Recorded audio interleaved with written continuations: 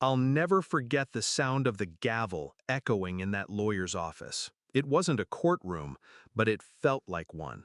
The lawyer's voice was steady, almost cold. Your grandparents left everything to you. Sole heir. $26 million. The estate, the businesses, the house. Silence.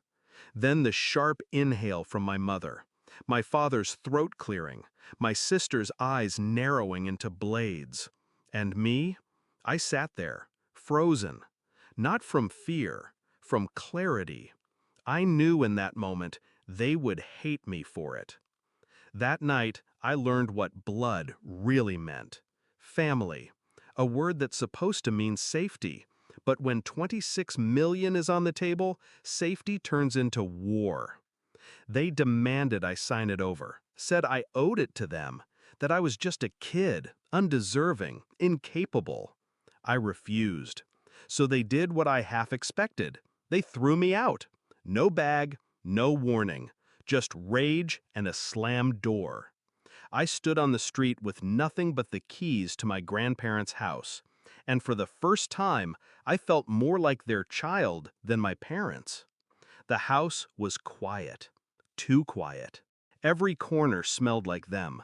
My grandmother's lavender, my grandfather's old cigars. And underneath it all, a weight. Their absence was everywhere. But I wasn't alone. Not really.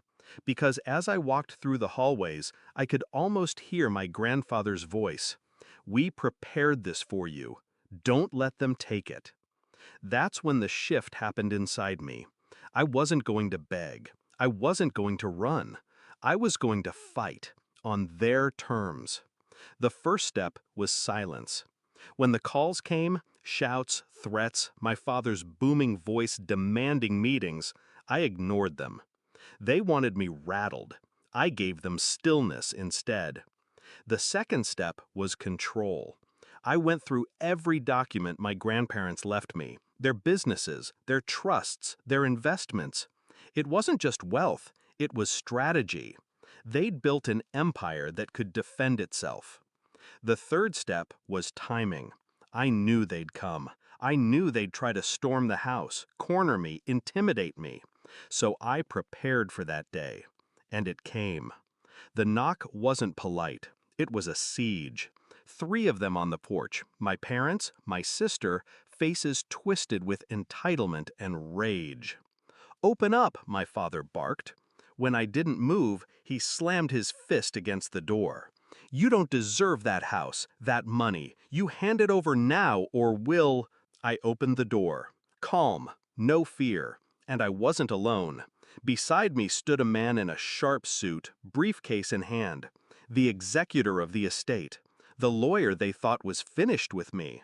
But he wasn't alone either. 2 more figures stood just behind him. Security. My security now. Hired through the trust my grandfather set up for exactly this scenario. My family's mouths opened, then froze. They weren't looking at me anymore. They were staring at the wall of law and power at my side.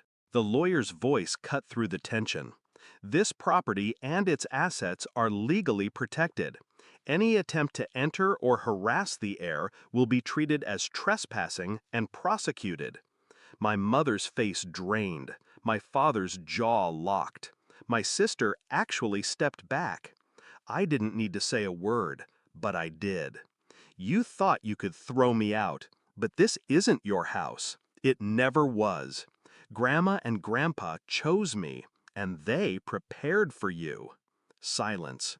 The kind that hurts more than shouting. They wanted me helpless. Instead, they were the ones standing outside, powerless, looking in. And in their eyes, I saw something I never expected: fear.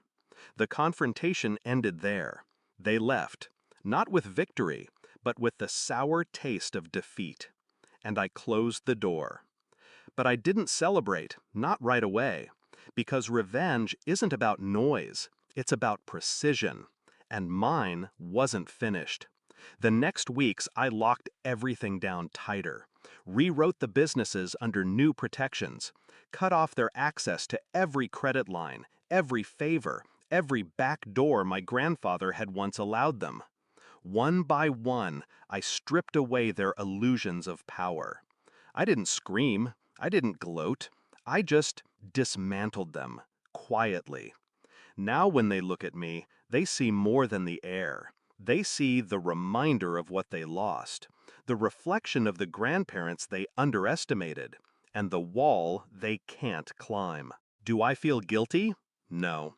They chose greed over blood. They chose to throw me out into the cold, and in doing so, they gave me clarity. They taught me that family isn't who shares your blood, it's who stands beside you when the knives come out. Sometimes at night I sit in my grandfather's study, the lights low, the silence heavy.